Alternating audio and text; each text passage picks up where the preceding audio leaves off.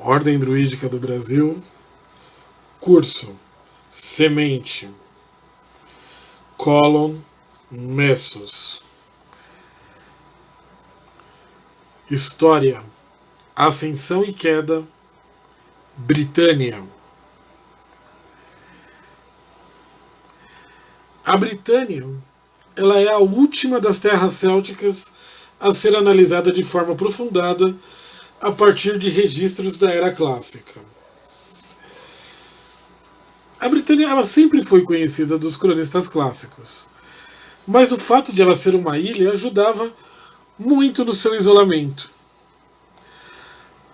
Há uma controvérsia a respeito do seu nome, sendo normalmente afirmado que ele seria latino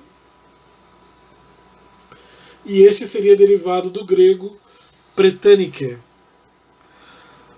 Mas os antigos escotos, nativos da Irlanda, se referiam aos pictos como Crutne, os pintados. E estudiosos de línguas célticas sugerem uma raiz céltica para pintura, forma, desenho, nascida da raiz protocéltica Curitanus, que daria tanto origem ao Crutne dos irlandeses quanto britanos dos nomes britânicos, desde o seu início. E o que tornaria ela, desde seu início, a Ilha dos Povos Pintados. O que corrobora com a afirmação de César, que nos diz que os nativos pintavam a pele com um tipo de lama para ter uma aparência mais terrível em batalha. Outro nome que ela recebe é Albion, a Terra Branca. Mas esse nome hoje foi herdado apenas pela Escócia, nas denominações gaélicas Alba.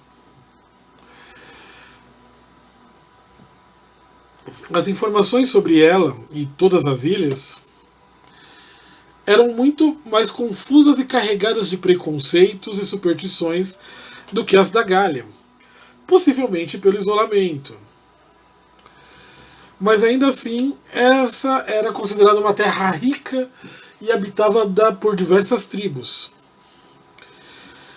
Há muita controvérsia sobre essas tribos, pois não sabemos se todas eram célticas ou um conjunto de povos completamente heterogêneo.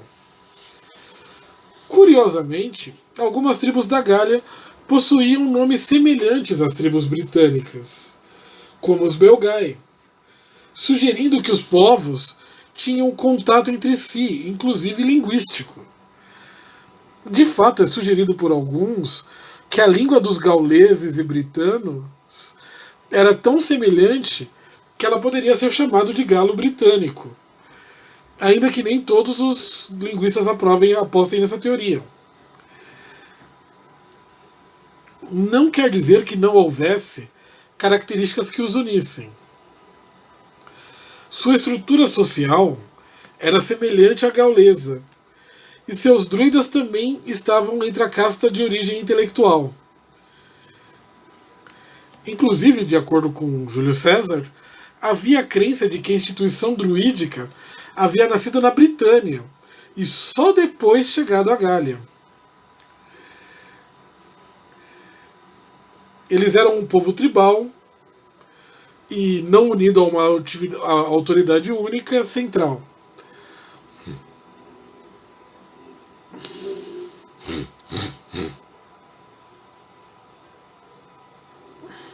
Havia também a lenda, também relatada por César, de que Divitíacos, rei dos Suessionos, havia reinado tanto na Gália quanto na Britânia. Ao norte se encontravam os Pictos, um povo considerado selvagem que pintava o corpo antes da batalha. Há uma dúvida sobre a celticidade dos Pictos, uma vez que o pouco que sabemos sobre eles apresenta algumas informações discrepantes com a estrutura social céltica. Mas ao menos os nomes de seus reis tinham relação com o idioma britânico.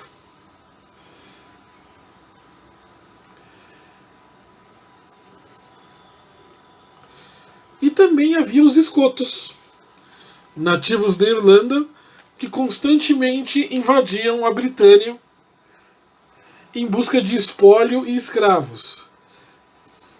Mas como há muito pouco sobre eles na Era Clássica, deixaremos para falar sobre os irlandeses a partir do próximo capítulo, pelo menos mais profundamente. A primeira tentativa de conquista romana sobre os britanos veio pelo Júlio César, ainda durante as Guerras Gálicas. Após vencer os belgas e os venécios, ele achou que tinha poder o bastante para invadir a ilha, usando como justificativa uma informação, nunca confirmada, de que os belgas da Britânia abrigavam fugitivos da Gália. A possibilidade maior é que sua intenção fosse interromper de forma definitiva o comércio com a Gália, uma vez que os britanos supriam os venécios. A primeira tentativa de invasão foi inicialmente impedida pelo medo de aportar na Ilha dos Bárbaros. Mas algumas tribos britânicas, mostrando que tinham pleno conhecimento do que ocorria no continente, mandaram uma mensagem a César prometendo aliança, ao qual ele respondeu enviando seu aliado Commius, um chefe dos atrebates da Bélgica, para tentar unir todas as tribos que pretendiam se aliar a Roma. Enquanto isso, ele juntava os seus navios. O próprio desembarque romano foi difícil, pois os opositores das tribos britânicas tentaram atacar os navios romanos. Quando o desembarque finalmente aconteceu, Commius foi devolvido a César, pois tinha sido capturado pelos britanos e não pôde juntar apoio à campanha romana. Aconteceram negociações e embates, mas os romanos não estavam preparados para o clima britânico, e uma tempestade os forçou a recuar. O objetivo dos britanos opositores era prender César na ilha até o inverno, e assim dominá-lo.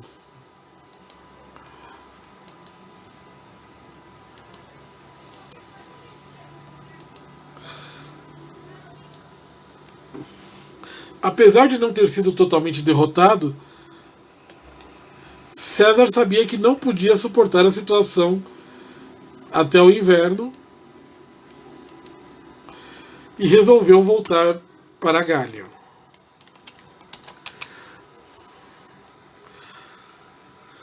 Uma nova invasão foi preparada para o ano seguinte, 55 a.C., dessa vez com um número muito maior de navios.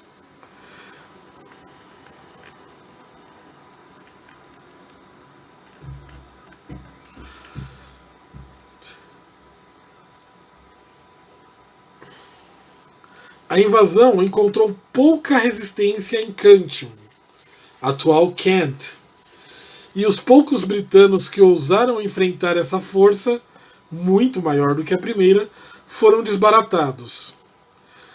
Mas o avançar para o interior da ilha encontrou uma resistência muito maior, reunidas por Cassivelanos, chefe dos Catuvelanos, um homem que estava em guerra com as tribos do sul da Britânia, e a razão pela qual essas mesmas tribos prometeram aliança a César. Ele havia dominado a tribo dos poderosos Trinovantes e exilado seu herdeiro Mandubracius. Os muitos embates entre as forças romanas e britânicas levavam cada vez mais a um impasse, e a guerra descambou para uma guerrilha, onde o chefe britano tinha vantagem. Os britanos obliteraram os romanos no Tâmisa por algum tempo, mas eles conseguiram atravessar o rio apenas para mais embates inconclusivos. César preferiu atuar politicamente e mandou procurar Mandobráquios, prometendo apoio para retomar sua posição se ele apoiasse e trouxesse homens a serviço de Roma. Os Trinovantes, os Quenimagnos, os Segontiacos, os Bibrocos e os Cassos se renderam à bandeira de Roma e passaram a lutar por César.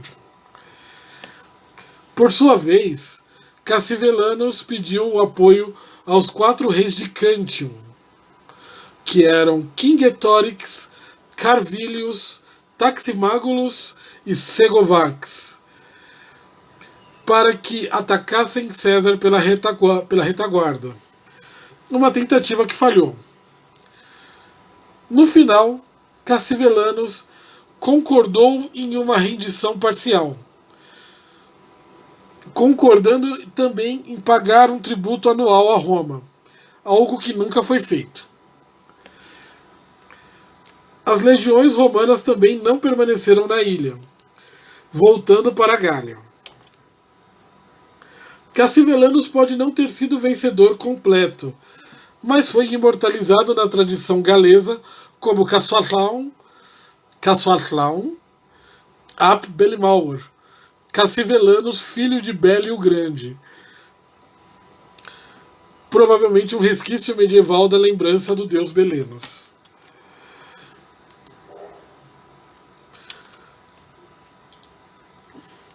Como sempre costuma ocorrer com os celtas, a história se repete.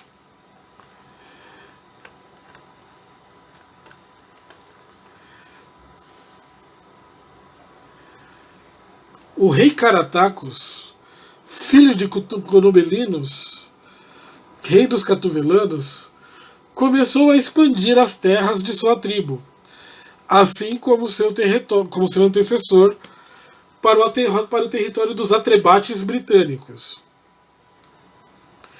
E o rei destes, Vérica, pediu o apoio de Roma ao imperador Cláudio. Como César antes dele, Cláudio usou essa justificativa para iniciar a invasão da Britânia, iniciada em 43 depois de Cristo. Vocês percebem, quase 100 anos depois de César. Mais ou menos 100 anos depois de César. A guerrilha liderada por Caratacus e seu irmão Togodunos pouco pôde fazer para parar a invasão dos 40 mil romanos. E os territórios dos Catuvelanos e sua capital, Camulodunum, que atualmente é Colchester, foram capturados. O líder dos Catuvelanos só volta a aparecer na história anos depois, liderando os Silúrios e Ordovícios, tribos do atual país de Gales, contra o domínio romano. E após uma nova longa guerrilha, a União foi finalmente derrotada na Batalha de Caer Caradoc. E apesar de muitos dos seus aliados terem sido capturados, incluindo sua esposa, Caratacus conseguiu escapar mais uma vez e partiu para o norte para pedir os auxílios dos brigantes de Eburacum, atual Yorkshire, que eram governados pela rainha Cartimândua. A primeira indicação, muito antes de Boudica, de que os celtas aceitavam de livre vontade o reinado feminino. Infelizmente para ele, Cartimândua preferiu acorrentá-lo e entregá-lo aos romanos. Caratacus foi levado a Roma para ser executado, mas a ele foi permitido falar perante o Senado, mostrando astúcia e a interessante forma de pensamento dos, abre aspas, bárbaros.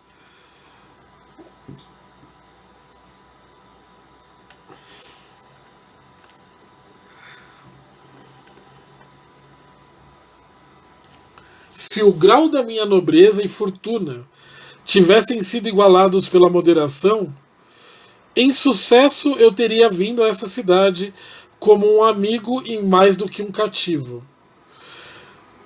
E nem vocês teriam desdenhado de receber com uma trégua de paz aquele que veio de brilhantes ancestrais comandando muitas nações.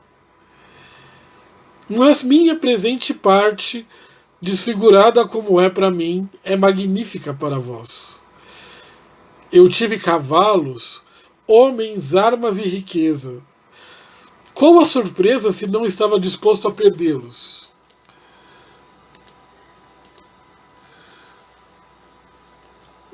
Se vós desejais governar a todo mundo, realmente deve-se seguir que todos aceitem a vossa escravidão?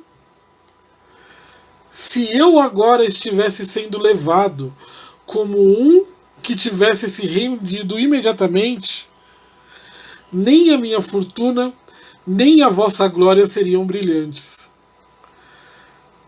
Também é verdade que, no meu caso, qualquer repetição será seguida pelo esquecimento. Por outro lado, se vós me preservais salvação, eu serei um exemplo eterno de vossa clemência.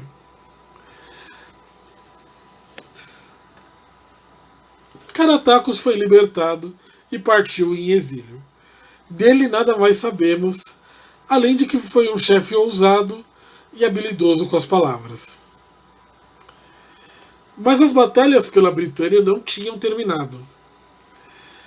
Cerca de 10 anos após a queda de Caratacus, a guerra irrompeu novamente pela ilha.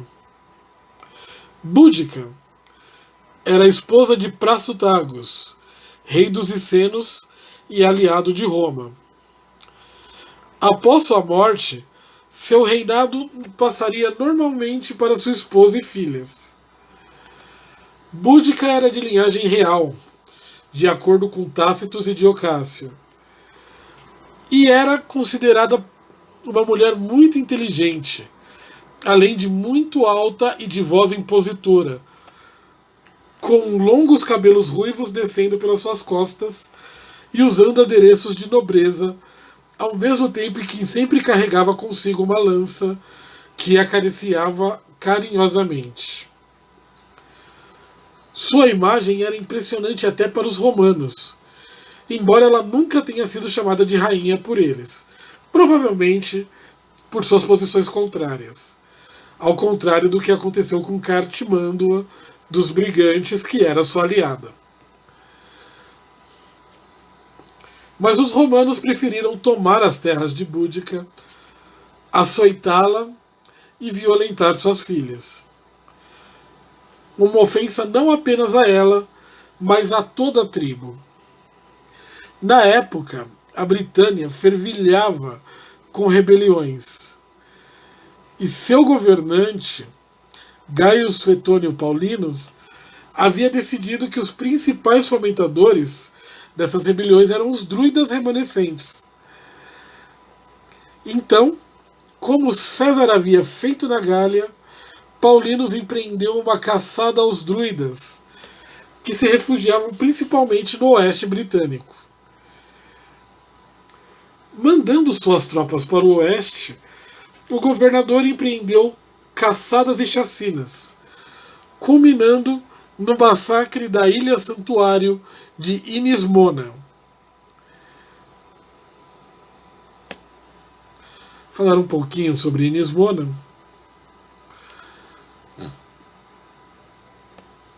Inismona é uma das maiores tragédias da invasão romana da Grã-Bretanha.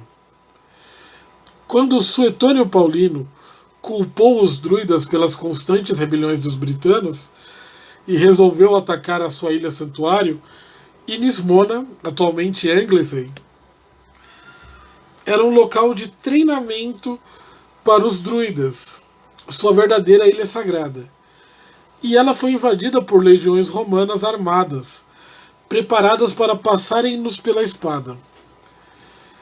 A instituição druídica da Britânia nunca se recuperou desse golpe.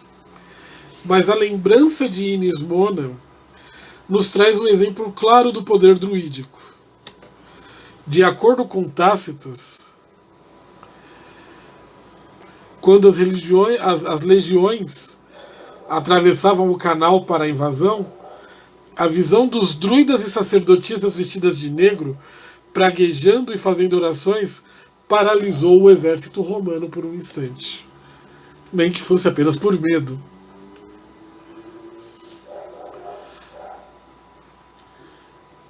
Mas, enquanto os romanos se concentravam no oeste, no leste, Búdica ressurgia. Aliando a sua tribo dos essenos aos trinovantes, eles partiram em revolta contra o domínio romano. Búdica era a líder dessa grande aliança e realizava ritos divinatórios e invocações a deus Andrasta antes da batalha. A campanha de Búdica retomou Camulodunum,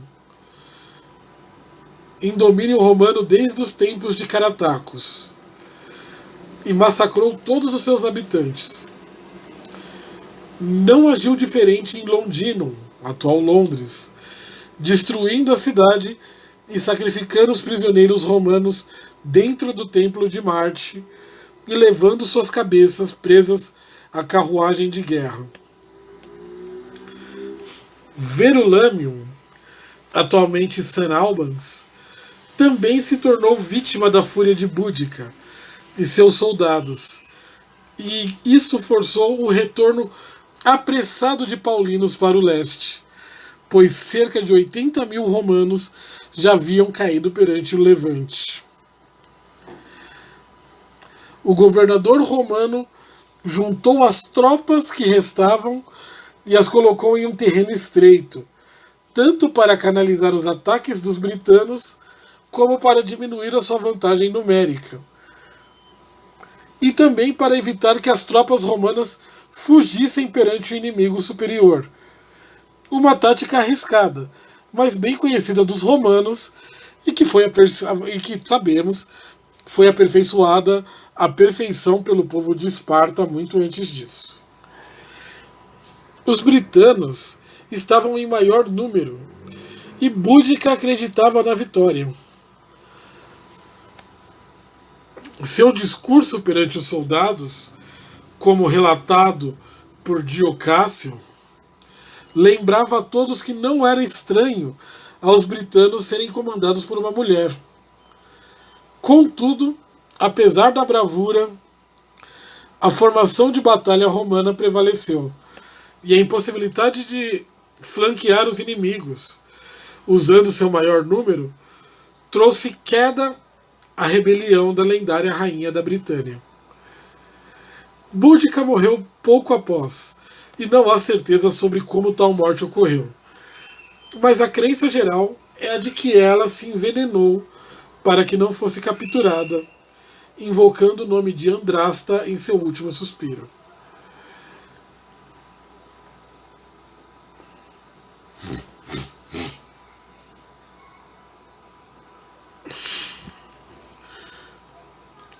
Apesar das batalhas de Búdica tenham sido as maiores durante a rebelião contra o poderio romano da Britânia, elas não foram as últimas.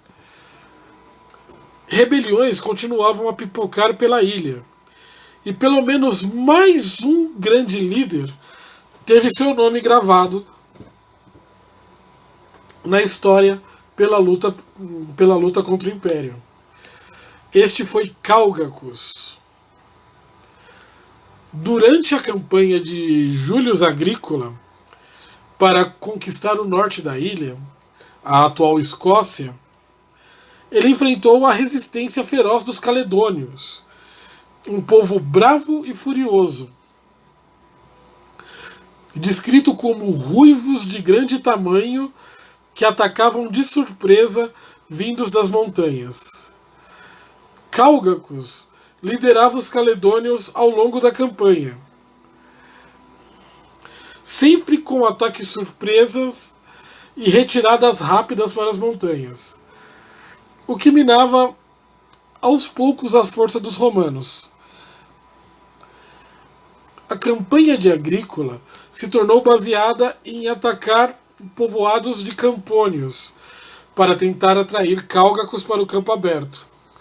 Mas o líder tribal não abandonaria essa tática, que também foi usada por Viriato e os lusitanos, que nunca foram realmente derrotados pelos romanos em combate aberto. Mas os constantes ataques a povoados de camponeses levaram os romanos a descobrirem os estoques de provisões dos guerreiros, o que os obrigaria a lutar em campo aberto ou cair em fome ao longo do inverno. O embate final ocorreu na Batalha de Mons Grápios, em 84 d.C. Cálgacos, a exemplo de Búdica e Caratacus, era um homem hábil com as palavras e fez um discurso que seria lembrado pelos seus inimigos, conforme seria relatado por Tácitos. Eu não vou citar o discurso inteiro do Cálgacos, vocês vão recebê-lo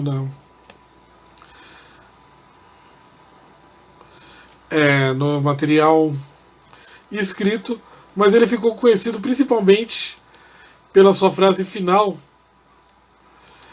que é sobre os romanos.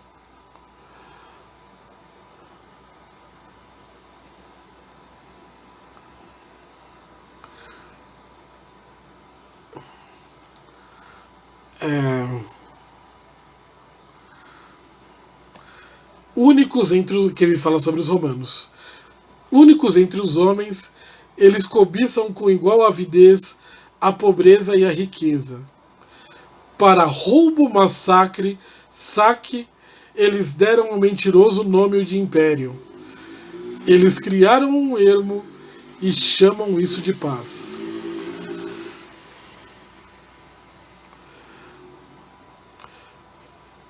A Batalha de Mons Grápios foi bem lutada por esses primeiros habitantes da Escócia. Mas assim que suas tropas estavam em terreno firme, foram cercados pela cavalaria romana.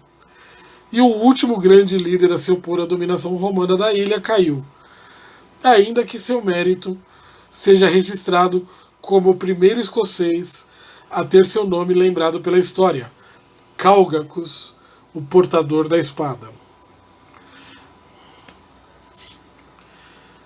Após a queda, o mundo céltico da Era Clássica não terminou simplesmente com a dominação romana, embora ela tenha tido um grande papel nisso.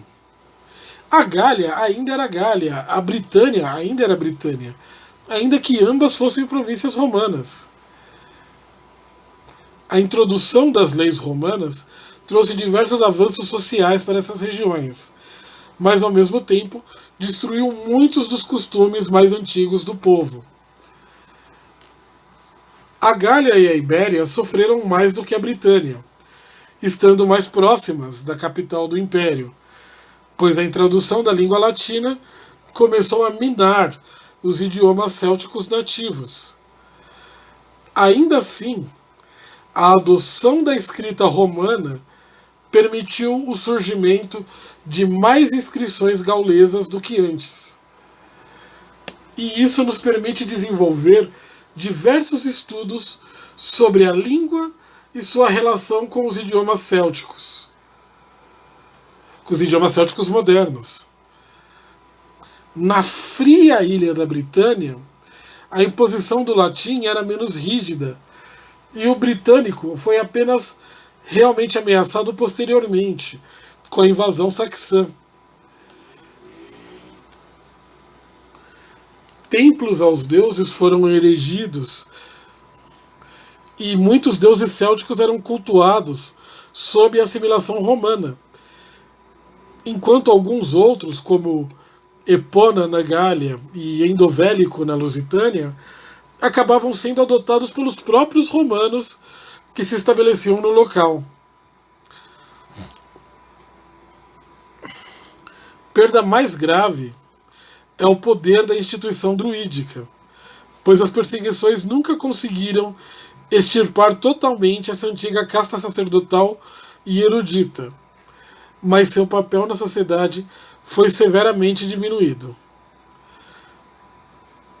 A dominação romana, ela também foi a porta de entrada para o cristianismo na Quéltia, e ele, combinado com o desmoronar do Império e das invasões germânicas, geraram um rompimento na continuidade da cultura céltica continental.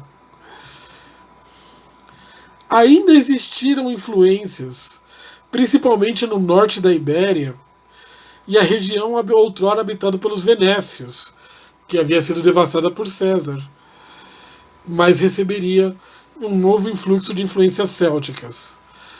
Mas a base da cultura céltica clássica continental terminava naquele momento. Não o fim da cultura em si, contudo. No próximo capítulo de história, falaremos sobre as bases da cultura céltica da Grã-Bretanha e Irlanda que sobreviveram à chegada do cristianismo e sobre o registro da sua mitologia e filosofia. 2 aspectos cruciais ao druidismo. Até lá! Continuamos com os próximos vídeos da aula de hoje.